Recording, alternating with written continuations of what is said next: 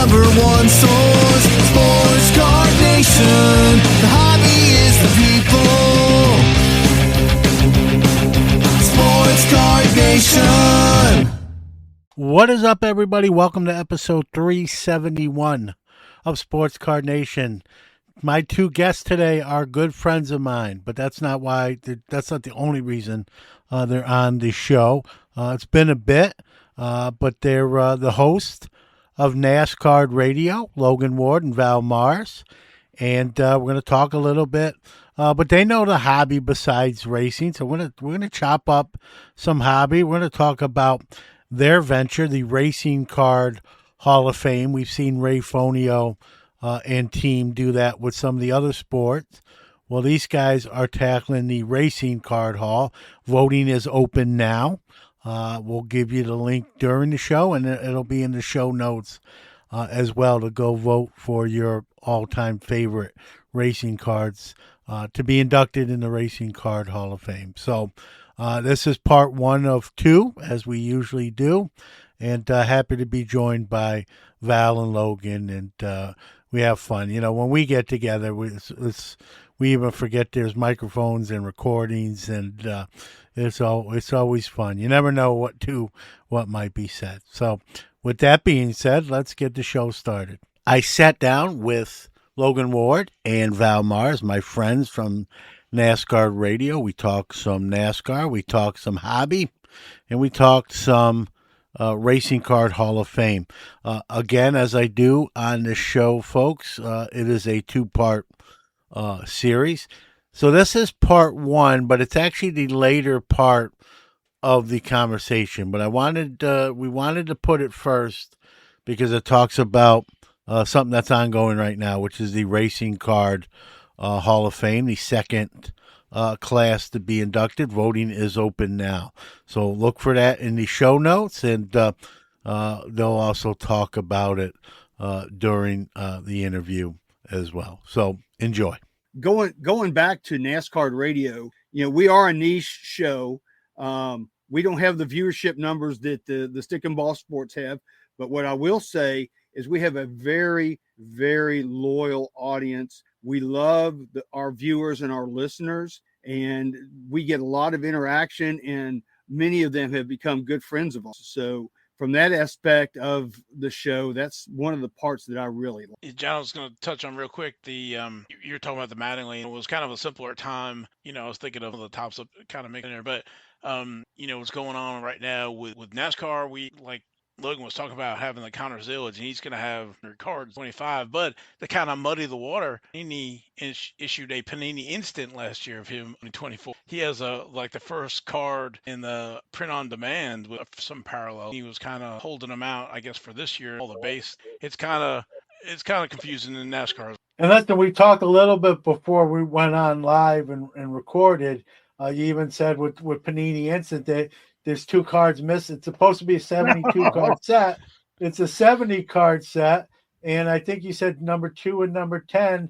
If you're looking for number 2 and number 10, you're not going to find them at this point. And listen, I don't want to drone on too much about it, but like, I get things happen contractually, or you can't come to it. Like, just put another number 2 and a number 10. Just take a different subject, a different team, whatever route you go.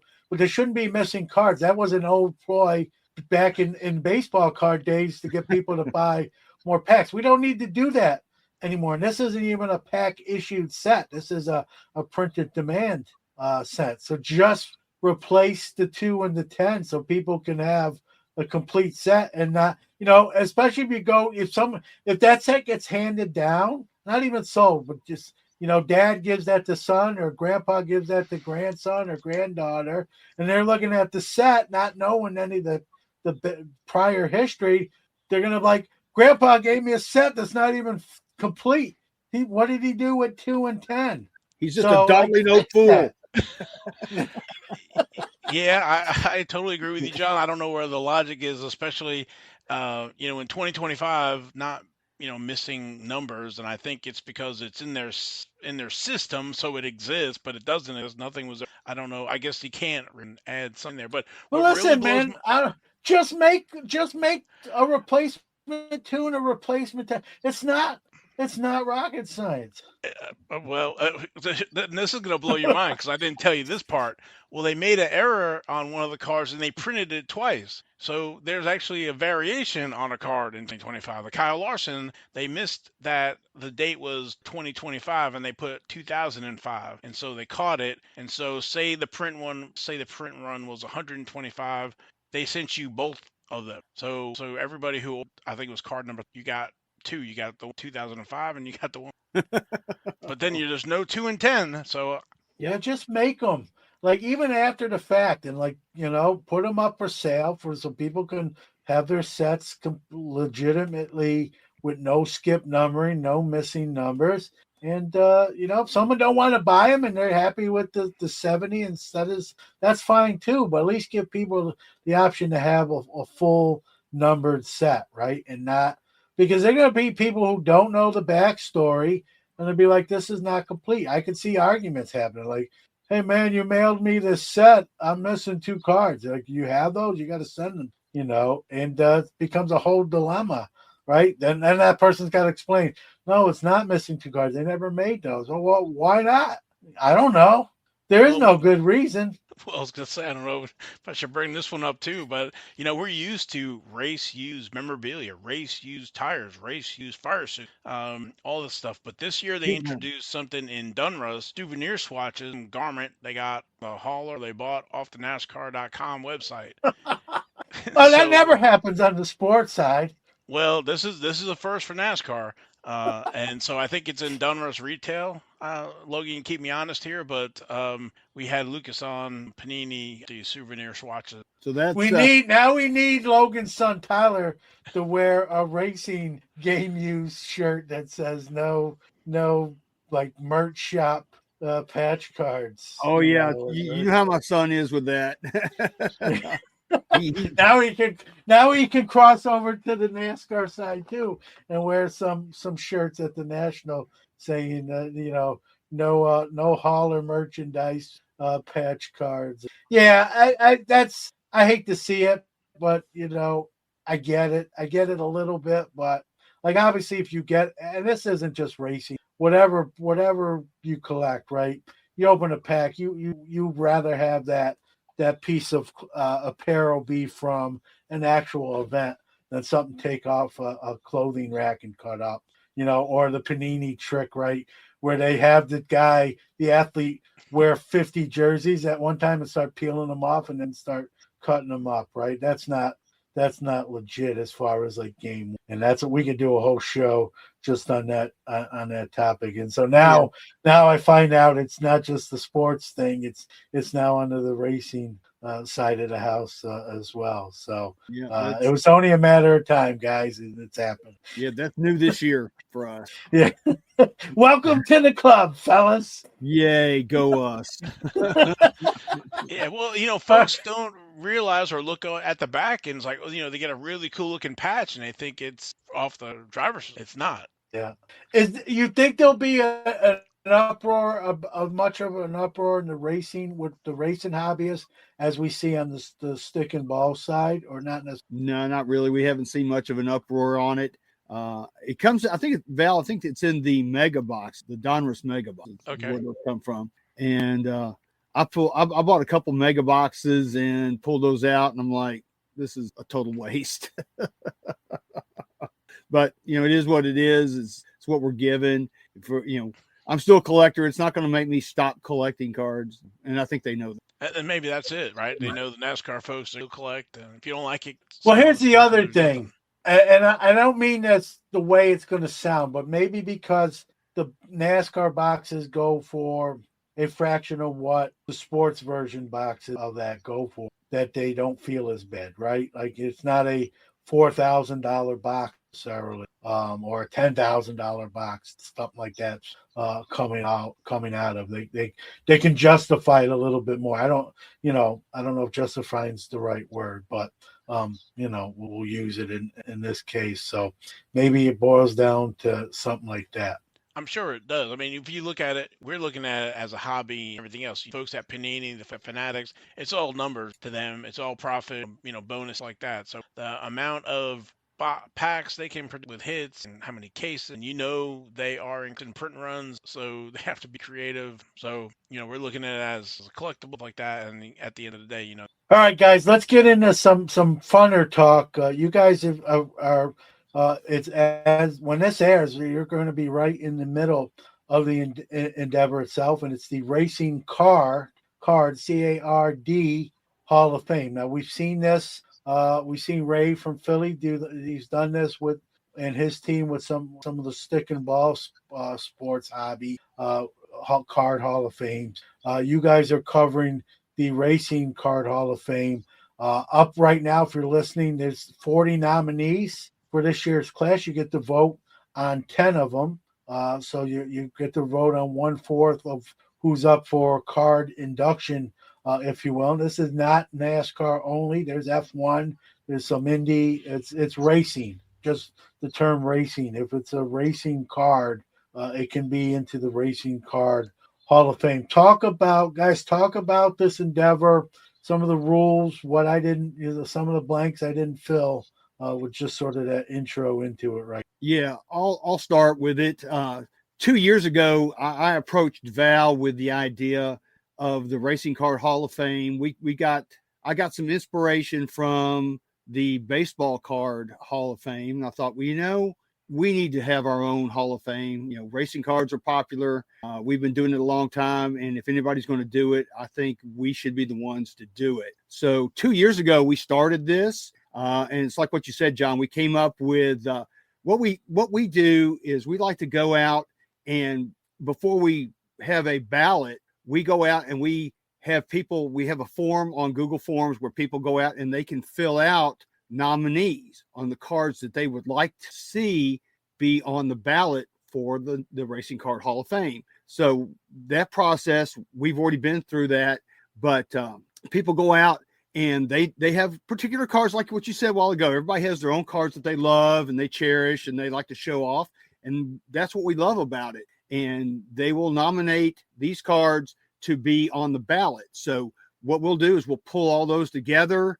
If certain cards get X number of votes, they're automatically on the ballot. If they only receive like one nomination, then we have a committee of 5 collectors. Val and I are not part of that committee. That I give them the list and I tell them to pick their top, depending on how many we get, top X number of cards that they would like to see on the ballot. So that's how we form our ballot every year. And the way that it also works is, we started out the first year with 40. And what we did was we took the top 20 vote getters that were, or the top 10 went into the Hall of Fame. The second 20 roll over to the next year. And then we add a new 20 cards to the ballot the next year. So that's kind of how that works. So if you don't get inducted and to be on next year's ballot, you have to be the next 20 after the 10 that get inducted. So in a sense, the last 10 fall off the ballot. That is correct. The last 10 fall off the ballot. And of course we had the 10 that went into the Hall of Fame. So that leaves an opening for 20 new cards, which is not saying that, a card that only had one vote last year can't be on the ballot again next year. And that happened. I think this year we've got 3 cards that were in that lower 10 last year that are on the ballot again this year that made it back. So that's kind of how we're doing it, right? And Val, I'll ask you to be considered on the ballot, right? It's just a racing card. It can be F1, it can be Indy, NASCAR. I'm probably leaving somebody off. I think we had speedboats, bike, drag racing, drag racing. Yeah, we're trying to get John Force in this. Yeah, I'm hoping this year is John Force's year, his rookie card. But yeah, here's kind of how we look at it.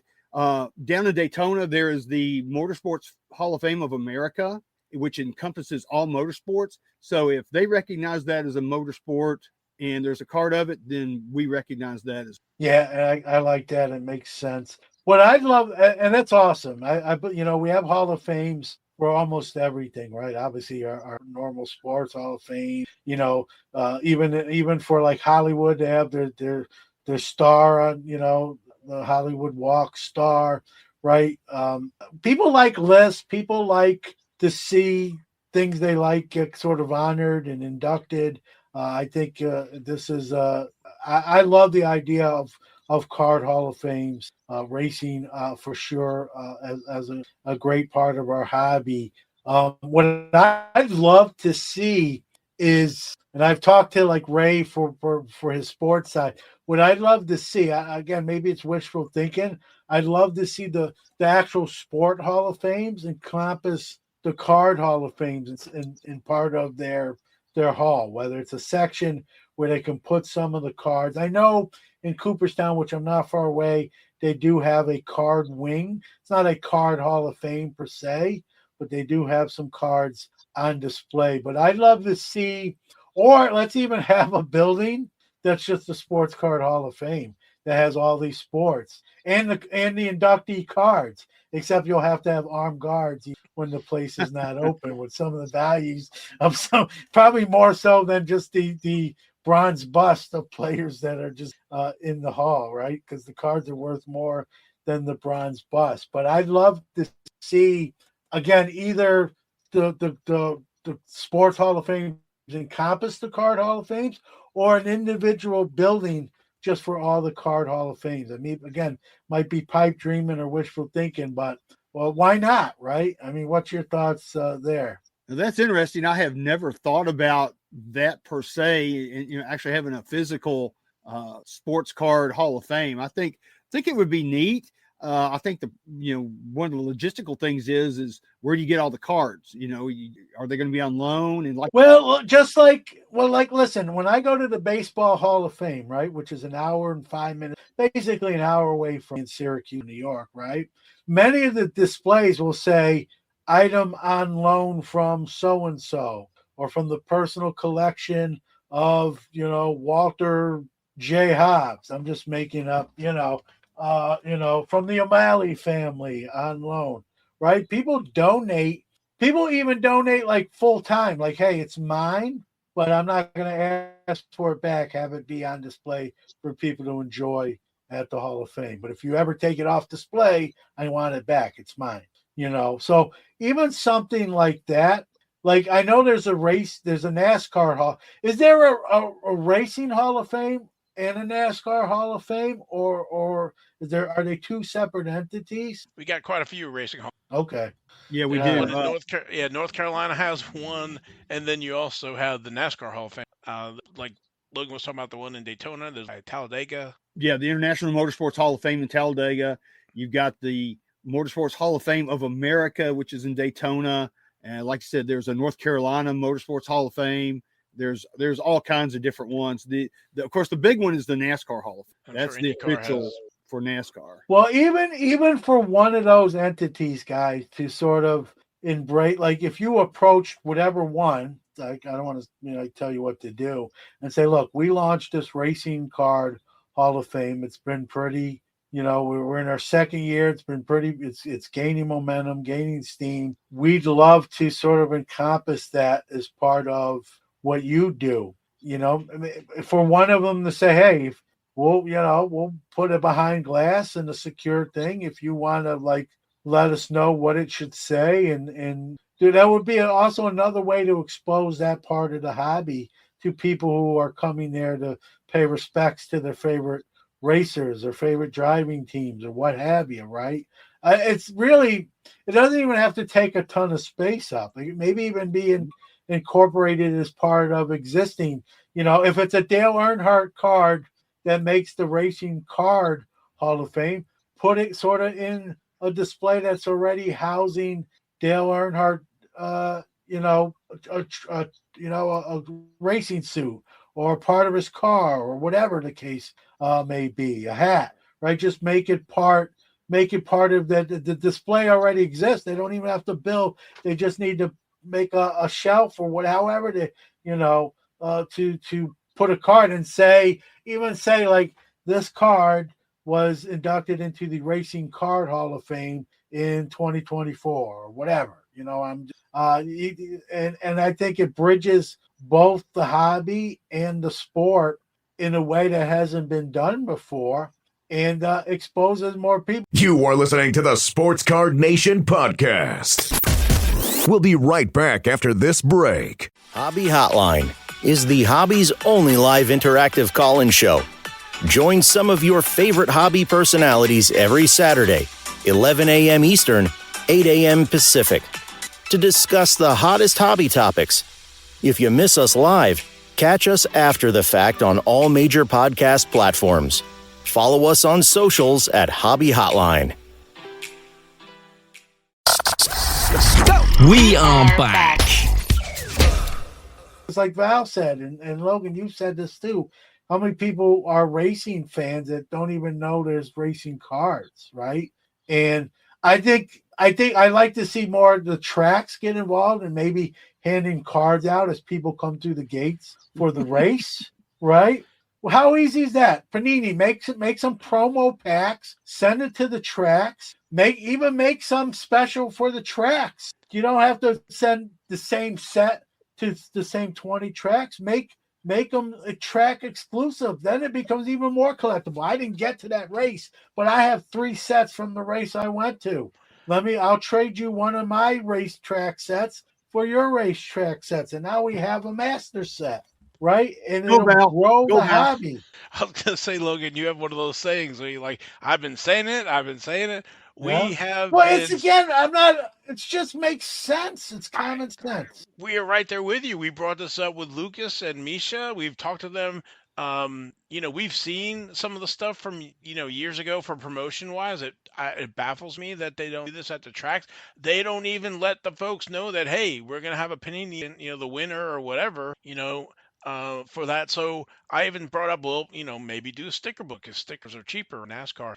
To your point about trying to get cards, I've tried to get cards in the NASCAR Hall of Fame. It kind of went on deaf ears. I think they just want stuff that the drivers have touched. They don't understand about collectibles. They love the diecast though. They got plenty of diecast in the gift shop and like that. So there's this whole, I don't know, Logan, if you can shine some more light on it, whatever about with cars, but we have tried and we've done a lot that we can. Now, the one thing I do like what you said is maybe try, if NASCAR Hall of Fame is not working, maybe we try some of these other Hall. Yeah, that's true. I hadn't thought about that, but we've thought Val lives in the Charlotte area, so he's right there with the Hall of Fame. He knows people at the Hall of Fame. I know people at the Hall of Fame. We've talked to people at the Hall of Fame, and it never comes to fruition. It's like what he said. They're really, and I love diecast. Don't get me wrong. Val's not a big diecast guy, but I am.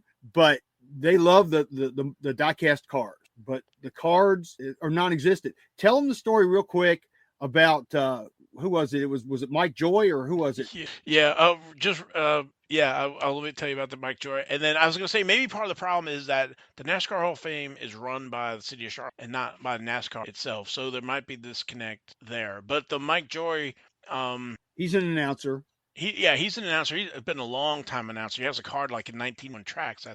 He's been around a while. He knows that there's, and so in 2019, I was having this trying to get NASCAR cards mentioned. I turned on like Major League Baseball preseason and I saw like Topps card, in the promo for the game or whatever. I'm like, how come we don't have them for NASCAR? So I was at the Hall of Fame. Mike Joy was there, and I was telling him like, hey, about something about cards, NASCAR cards, and he's like, they don't make them anymore. And I'm like, yes, they do. Panini 2016, and I was like, let me know. And I was like, I'll give you this just in.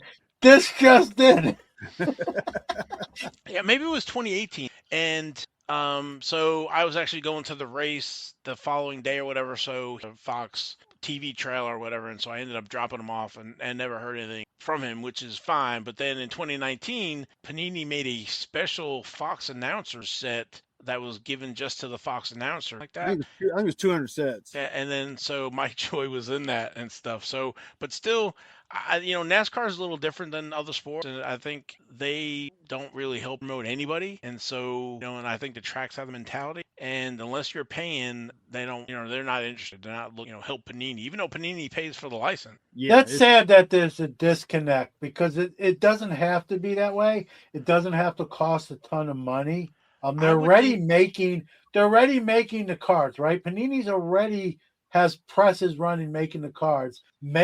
I even you don't change the photo, maybe just change the numbering or say promo or say made for the Talladega race, whatever you want to change on it to make it specific to a race or an event, right? Without doing a ton of extra work. Use the same photos. I know that's lazy and they could do more than that, but in the very least, even that, right? I don't understand. NASCAR is like a 3-hour commercial. Everybody's got all the logos and everything around like that, right? And so when you have a card made, that's a snapshot in time. If you go back and look at the '88 Max set, I can't remember who, and Logan will probably know. There's a Red Baron car, and there's a Yeah, Country Buddy Time Baker. Lemonade, and Country Time Lemonade, which was Michael Waltrip. Yep. So those are iconic sets, and those cards are forever. And I don't understand why NASCAR or Panini doesn't use that for advertising, because to get a NASCAR made, you need the driver to okay the photo, you need the team you need the sponsor to think, I guess, NASCAR. So it's not like Major League Baseball where you have and get all there's a lot more stuff, but it's advertising commercial, right? So I don't understand the point, like giving them out at the tracks and branded with stuff, but I think it's just extra work. And Is Panini now? Isn't there a Panini car? Panini sponsors a yes, car. but it was running Mahomes hood or a Caitlin Clark hood, and so they did have some stuff. But again, the announcers don't want to talk about it, and they had Greg Galding, who was your 20 finished in the 20s, nobody that's a big contender, because they were getting a sweetheart deal for advertising. So they're not getting any kind of traction, or and I take it back. Now they have done interaction with the fans. They've been doing some breaks. But that again is limited to whoever's around at the break in that If I go like a to little a race, pavilion. let me ask you guys this. If I go to a race, like each driver has like a merch trailer, right? Yeah. So if I go up to all these trailers, will I see any card items whatsoever? Probably not. Diecast. You'll see diecast, but you won't see cards. And That's a like problem. right. And so, Misha's credit, he was trying to get them on the haulers. So when you went to a Gibbs Racing or a Hendrick one, that you be able to buy a box of cards. But from what I'm hearing is like nobody wants Joe Logano's on the blaster box, right? Because it's really hard to sell a hobby box. So the blaster box or the mega box is the way to go. But Joey Logano's on, and nobody at Hendrick wants Joey Logano on the hauler. So I think they have maybe some of those blasters in a track tent, something like that, but not on the haulers. And I think if they had a generic blaster, or if they made a Hendrick blaster, Penske blaster, that they could sell on those blasters, a lot of exposure to the cards. But or even Dude, they could make if they wanted to. They could make the boxes themselves race cars. They could make the blaster boxes shaped like a race car. When you want to rip open a pack, you got to open it. But they could even make, like we see for baseball cards, they have the holiday tins. They could make a race car tin that becomes the tin itself. The tin itself becomes a collectible for the race for race cards. But the marketing department would have to do it. Do it. Like we can talk about it, get it done. Why buy here's the thing, why buy the licensing if you're not even going to put in a half an effort? Like, let someone else get the licensing and do the work. If you don't want to do the work, don't take the job. I think it's things like, well, if put this extra money into it, will it pay off? Like, all right, we're good with what we're doing, or we're doing, the software. Here's the thing, Val and Logan. People buy wax boxes knowing they're going to rip open the box, open the packs, and throw the wrappers in the box away. Now you're making a product where the box itself, the tin, becomes a collectible you can put on your shelf, your mantle. You can put your cards in as a storage case. Like, it's a win-win. It is. We've been beating that drum a long time, haven't we, Val? Yes. Well, I'm playing bass on it now. I don't know what we're doing. That just has me scratching my head. That has me scratching my head, guys. And then you got the Major League Baseball Network. They have two separate shows that in some form or fashion incorporate baseball cards as part of the show now. So, like, but I guess that hasn't come from Major League Baseball. I don't know if NASCAR has that directive. Yeah. Well, if I'm Panini and I'm buying the licensing, I'm like, hey, how do we get on the same page here? And this is a win-win. Like Now, we're paying you for a lot. so I have to give at least Misha a shout out, whatever. When I think it was Austin Dillon had won the race, he contacted them, I think it was, and to try to get Richards Racing to buy some of those race wins. For the life of me, I don't understand. Like when a driver wins a race, why they're not buying the Panini Instants to have in the shop. That's your How driver. hard is it to make a 4-card, even a minimum 4-card promo set for a race? The racing schedule a year ahead of time, if not more, right? It's not like, hey, we're racing in 2 weeks. New race just popped up. It's not that short of time, right? What the dates of these races. Make little promo sets. I don't care if you just give them out to kids through the gate. Only kids 15, 13 and under get it. I would give it to everybody, but if you can't print off 1 million of them and you want to give them to just kids, that's fine too, because the parents are going to see them nonetheless that are fans too, and they're going to realize there's racing cards to be had. Like it's little things, those little things that aren't happening that has me, and I'm not even a racing card guy per se. I have some wax that's sealed that's a story in itself. Thanks Val, but like it doesn't seem like it would be that difficult to do, and I know it'll cost money, but it's not like it's going to cost them to do it either. Yeah, I don't think anybody wants to spend the money. I don't know. Panini wants to spend the tracks for me. I guess I know Charlotte, we have you can buy the print and you get a little match box, and it's got the year number 25 in there. How hard to kind of sub that in. When you go to Indy, I think Indy 500, you buy the program. I think it's got a voucher or uncut, or it used to uncut sheet of the drivers. Yeah. There's so many opportunities, but I just think they're leaving them on the table though, Val and Logan. Like they don't want to spend the money. They don't want to do the work. I don't know. Maybe they're busy with the other license, with the pickleball stuff. Well, then don't buy the light. Like to me, like if you're going to take the job, do the job at least better than they are. Now I have to come in. I'm not saying they should do everything exactly like baseball does, right? Well, but make a little more of an effort. Parkside came in to do IndyCar. And they were doing exactly that. They have packs at the tracks, and it makes sense. On-card autos. On-card autos, yes. And I think they had I want to say like an all-star pack. I think it's a generic kind of drivers. NASCAR could do and have packs, but Parkside, is new, and they were doing work to try to well, guys, we could. I'm getting mad, and I'm not even a racing card collector per se. So, but listen, I'll make sure that the links to vote are on whether you're watching this on YouTube or listening to this in audio form. The links will be in the show notes to vote for your favorite 10 cards for induction into the Racing Card Hall of Fame. And I'm talking to two guys who probably do more for racing than what Panini does. So there you go.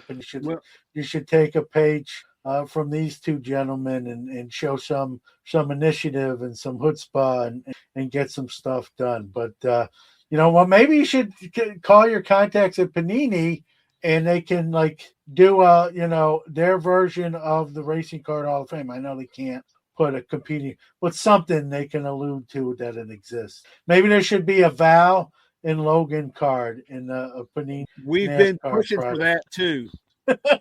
But so John, let me give out the links real quick to the listeners. Yeah, go ahead. Go ahead. First of all, the actual Racing Card Hall of Fame site where you can see the cards that have been inducted is racingcardhof.com. So if you go to racingcardhof.com, you can see the 2024 and 2025 class of the Racing Card Hall of Fame.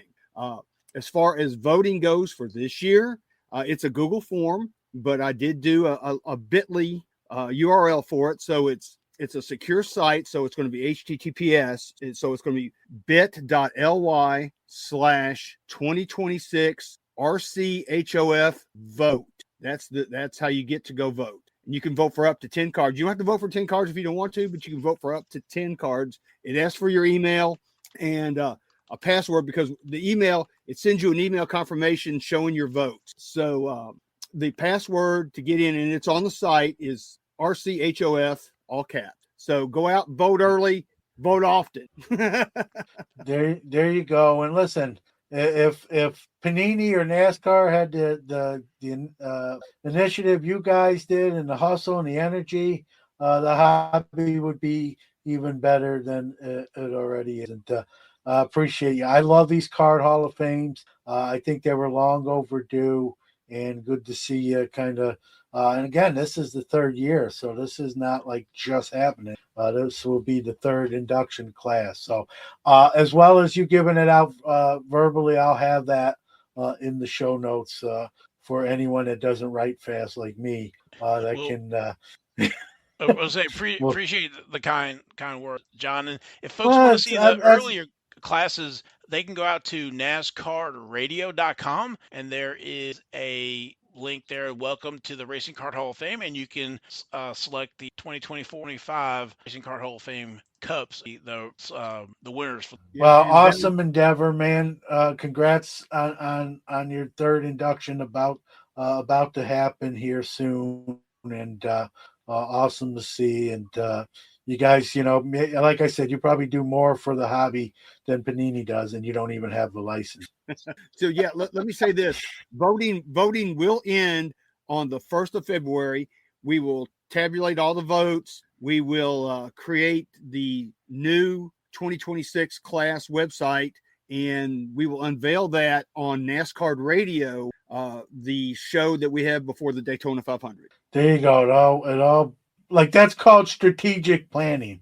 Again, another page they could take out of your guys' book if so choose. So, well, guys, always glad to chop up some hobby racing and otherwise with you. Continued success with NASCAR Radio, the Racing Card Hall of Fame, and we'll do. As far as I'm concerned, we'll do this every year, and always good talking with you. Thank you, John, for having us. Yeah, thanks, John. We appreciate you, buddy. Thank you. Just a reminder, that is part one. I know they kind of said their goodbyes at the end. We'll have the other half of this conversation next week. But in the meantime, go to the link and vote on your favorite NASCAR or race. I shouldn't say NASCAR, but your favorite racing cards, because it encompasses more than NASCAR as well, to get the second class inducted into the Racing Card Hall of Fame. We're going to wrap up the show with our Hobbies the People Announcer of the Week. But again, a reminder, second half of this conversation next episode. Time for our Hobby is the People Announcer of the Week. Hey there, this is John Keating from That 70s Card Show with a friendly reminder that the hobby is the people. If you'd like to be the Hobby is the People Announcer of the Week, do a WAV or MP3 file and send it to sportscardnationpc@gmail.com.